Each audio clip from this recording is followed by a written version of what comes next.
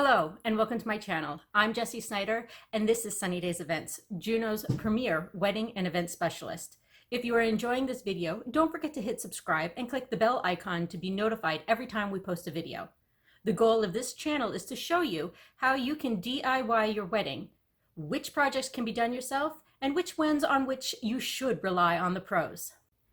And because Monday, March 8th, is National Proofreading Day, I thought it would be a little apropos to talk about invitations.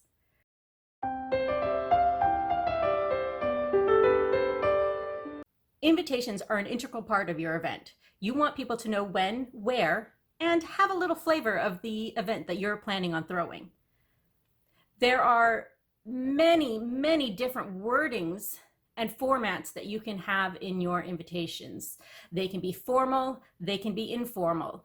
They can have different themes. They can be nautical, they can be floral, they can be spooky if you're having a Halloween wedding. But you want your invitation to hint at your event. And so today I thought we would talk a little bit about the steps that come after you have done the proofreading to make sure that everybody knows the where, the when, who's throwing it, and the theme. The parts where you can come and get your bridal party to have a production line and get all 150 to 500 invitations out the door. One of the tricks that I like to dress up any envelope is to put a liner inside the back. Most envelopes come blank, and it's lovely, it's fine, it's great. In fact, these are the envelopes that we used for my wedding. But I love having this extra little liner, and you can use anything. This liner was done with cardstock, and I have lots of different options for cardstock. They come thin to thick heavyweight cardstock, or even I have this beautiful little stationery. The stationery does have little lines on it, so I'm not a huge fan of using that. But what I really wanted to do was to show you how you can print your own. One of the things that's challenging is the weight of the paper, the cardstock. That will add to the weight of your envelope, your invitation when you're mailing it, and it will be more expensive. So one of the tricks that I learned is how to print onto tissue paper. Tissue paper is this very fine paper that is translucent and comes in these very big sheets. Most people use it to add stuffing to gift packages. I wanted to show you how you can print directly onto the tissue paper and have a much lighter weight paper to put into your envelope so it doesn't add to the cost of your invitations. And when you're mailing out 200 or 500 invitations, little pennies add up. So the first thing you're going to want to do is take one sheet of regular printer paper and then cut down your piece of tissue paper so that it fits. Then you're going to take some pieces of tape. Now my tissue paper was bulk paper and was very cheap. My paper has a sort of a glossy side and a matte side. I want the matte side showing up because that's my personal preference. So I'm going to put the matte side up. I'm going to tape down anything that pops up that could get caught in your printer's feeder. If it gets caught in your printer's feeder, then you're going to have to deal with a paper jam, which is really annoying. So now that I have these two pieces prepped, I'm going to print them and I will be right back. And so this is how my printed paper came out. I decided to do two different patterns for two different envelopes. My tissue paper came out a little crinkly because I did not fully tape down the entire outside of the tissue paper onto my blank paper before printing. If you want a absolutely straight uncrinkled paper, make sure you tape down all the edges and you will get your nice tight paper. However, I thoroughly enjoy the added texture, so I'm going to be keeping it. So the next step is just to remove it from the paper, and just a couple little snips in the corner removes them.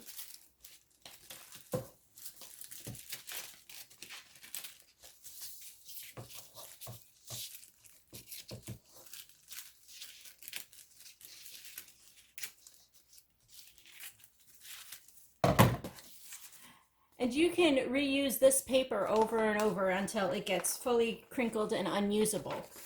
I'm just going to set mine aside for now.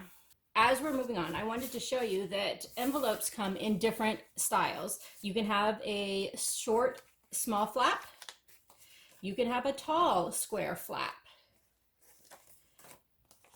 You can have a larger envelope, or you can have the standard pointy envelope. Now, because we are going to be doing our invitations that have a lot of things going into them, I chose two of the more standard triangular flap envelopes. These envelopes are also a little more lightweight to help reduce the cost of shipping. So as you're going, you want to cut your paper in half, and then you're going to carefully on the back side flip your envelope over and just measure the inside of your envelope.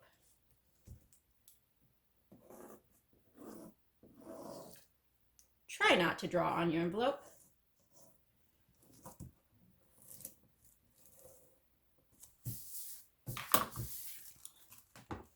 Then carefully cut out the size, the drawing you just drew. And it is important to draw on the back side of your tissue paper so that you don't have pencil lines on the design you just printed out.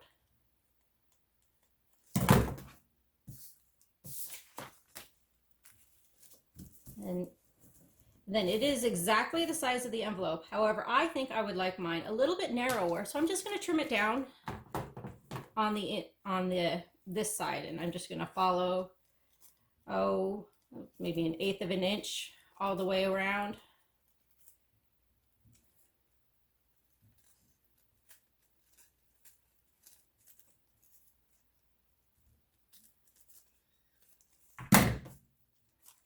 And then line it up and say, yes, that's exactly where I want it. And it covers up the back of the envelope too. Then you're going to take your glue stick, nothing fancy here, and just glue down on the envelope and also glue down on the back, just the tips, the corners I should say. And then be very careful because it is on the delicate side because it's tissue paper. Insert your insert. And you want to be aware of the glue on the envelope. So you don't want to cover up the glue on the envelope. But there you go, you have your lovely insert and you have a custom envelope so that we can do the next steps of filling your invitations. The next step is to cut out your invitation pieces from your printed paper. Now I have a laser printer and it prints high quality, and I would 100% recommend having your invitations printed on a laser printer. Most people have inkjet printers at their houses. So in those cases, I would recommend going to an Office Max or a Home Depot and having them print out your invitations after you've designed them. These are two different styles I have just copied off of the internet because I am not getting married. And so I just wanted to use two to show you as an example.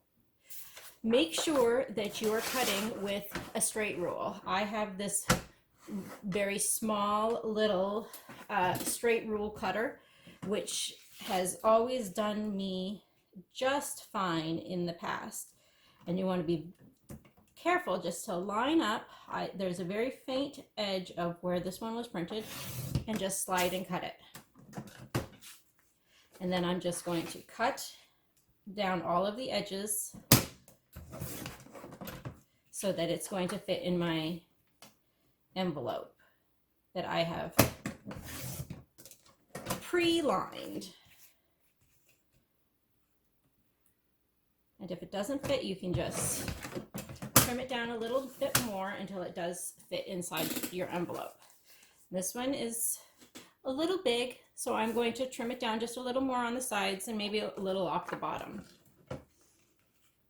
Once you have your first one cut, then you can cut the rest of them to that size, and you won't have to worry about measuring. If you're ordering these invitations from Office Max or Office Depot, just make sure that you print a couple extra in case you have some problems. And then with it all trimmed down, it now fits lovely inside the envelope. And so I'm now free to trim up the other one. The other one is a little easier to fit because the couple's names go right to the edge of it. So I just have to cut on the edge of the names.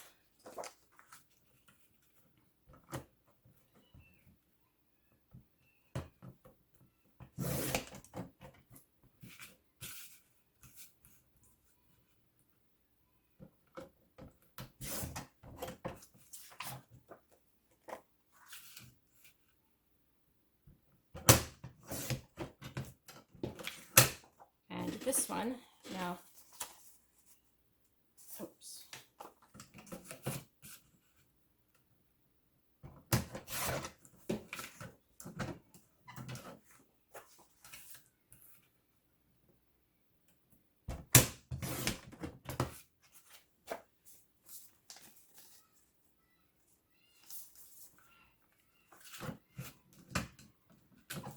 And this one now fits nicely inside the envelope we have pre-lined.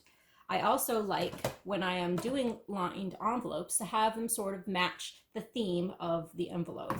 You can see how nicely this little floral garden one fits, and then how nicely this dramatic black and white design fits. Now, because this invitation set I want to send out just as is. I want it to be very striking and very bold without a lot of frou-frou and fa-la-la. I'd like it nice and plain and simple. So I'm going to send it out with my invitation that includes who's hosting the event, who's getting married, where, this is when, and where the event is going to be held. I'm also going to include an RSVP card with an envelope, and make sure this envelope is self-addressed and stamped. You want it as easy as possible for your guests to RSVP.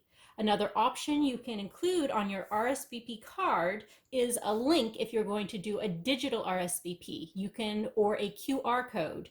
You can include that on your RSVP card to make it as easy as possible. If you are only doing digital RSVPs, no returning cards, you can simply omit the envelope and just put your QR code and your link. I would also include an email and a phone number in case some of your guests are a little less technologically savvy, so that they have it as easy as possible to RSVP. One of the important things to do is to include a date of when you are going to want your guests to RSVP. Typically, this is a week or two before you need to have your final head count for your venue or your caterer. That allows you to call personally any guests who have not RSVP'd, whether they are coming or whether they are not coming. It is horrible if you get to your wedding day and get to your ceremony and you sent out 200 invitations and you received 15 RSVPs back. Extreme worst case scenario. And so you told your caterer, well, there's going to be 15 RSVPs plus the bridal party. So that's about 25 guests. We'll have a reception for 25 guests and it will be lovely. Then you get to your reception and all 200 people, again, worst case scenario, show up to your event.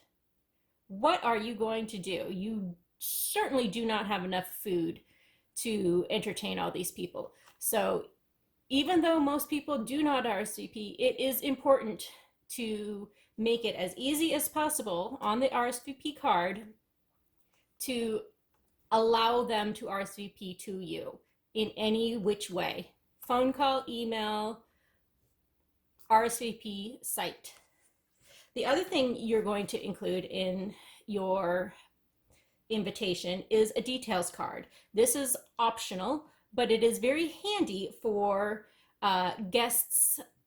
You can include information as to where you're registered. You can include information as to where and when the reception will be.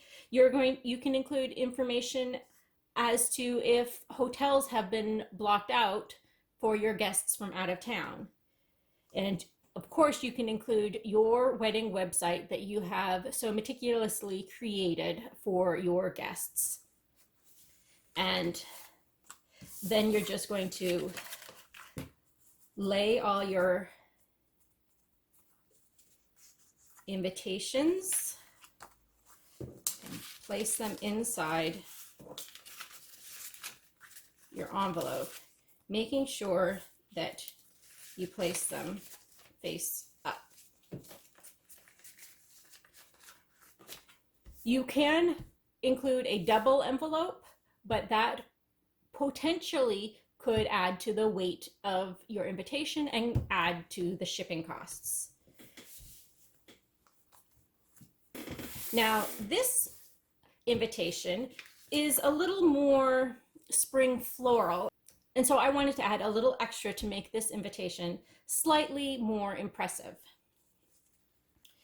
I am including optional menu card, which could be printed on the back of your details card, or you could have your own separate menu card and details card. I'm including an RSVP card.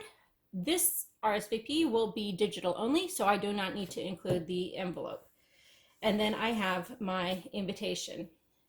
And then one of the ways that I like to fancify my invitations are with these paper doilies. Paper doilies come in all sorts of colors, and they come in all sorts of sizes. And so you're going to have to play with the size that you like for your invitation. So I like the gold one for my invitation, and I have carefully folded it in half, and I'm just going to cut it right down the middle. And I'm going to flip my invitation over and just glue down the edge of the invitation so I can glue down this doily, which is not staying very well. But we have another step to go to help it stay a little bit better.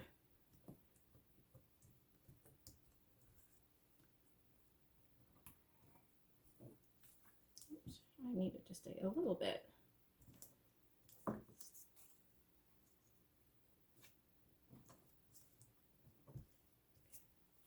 So I have just cut another piece of the cardstock that I used for my invitation, and I'm just going to glue it down, overlaying the edges of these doilies.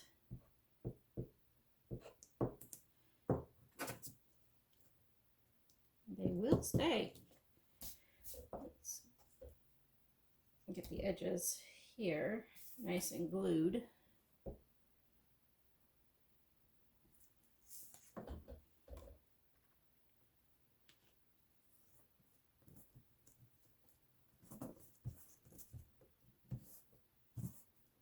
Then when you flip over your invitation, simply fold in the edges.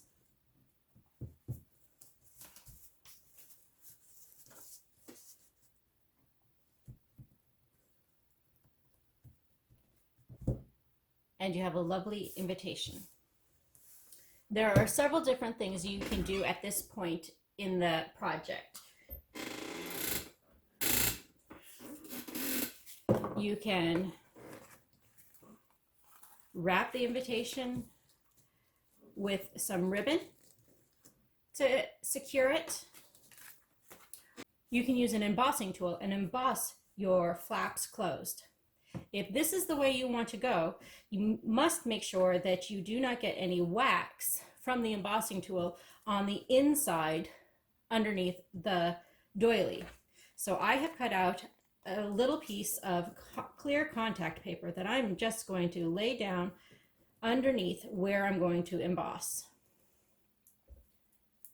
Then grab some wax.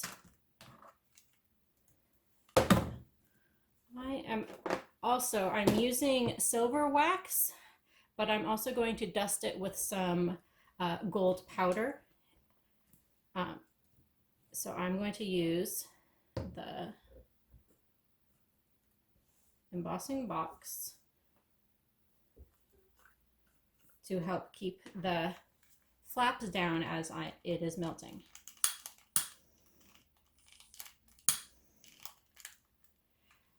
And because you're working with a flame when you're doing embossing, please be careful to not burn yourself or burn your house down. So you're just going to wait for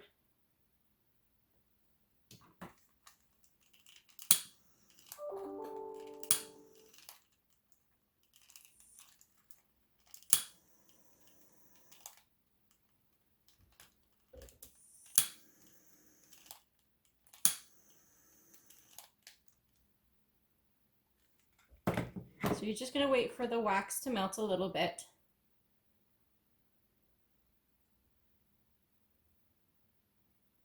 And then you're going to drip the wax carefully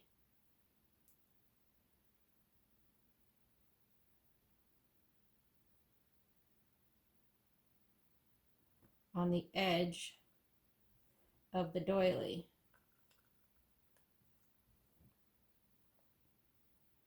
You need to make sure you have used enough wax that your design on your waxing or your embossing tool is visible.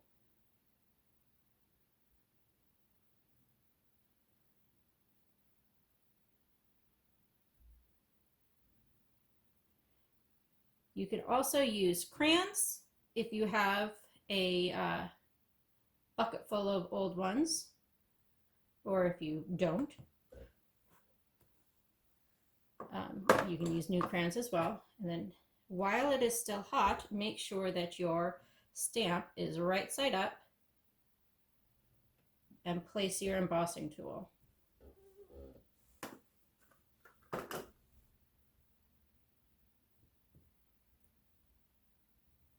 And carefully lift it up. And I am just going to lightly dust it with a little bit of gold.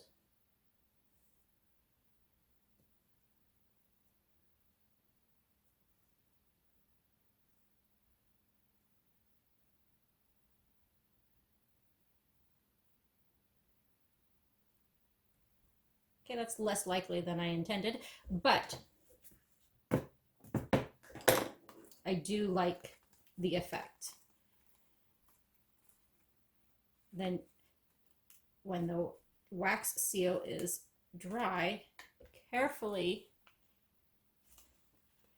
remove the contact paper from below.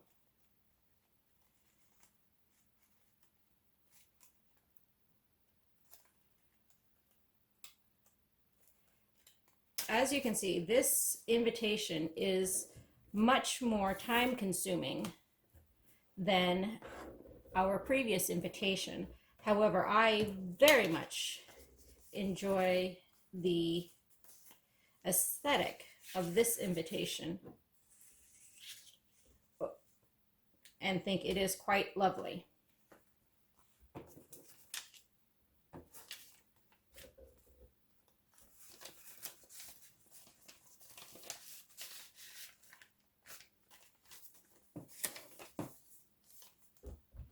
And at this point, you're done with your invitations and you can send them off to your guests and hope that they will join you in celebrating your wonderful day. I hope you enjoyed this video and that you learn a few tricks and tips and some things that you can DIY when doing your invitations. Bear in mind, professional, custom designed invitations can cost upwards of $15 to $25 per invitation, depending on how detailed you want your invitations to be, and what you would like to have them include: a details card, an RSVP card, an invitation itself. So by doing it yourself, you cut the cost of the invitation down to mere pennies if you have the supplies.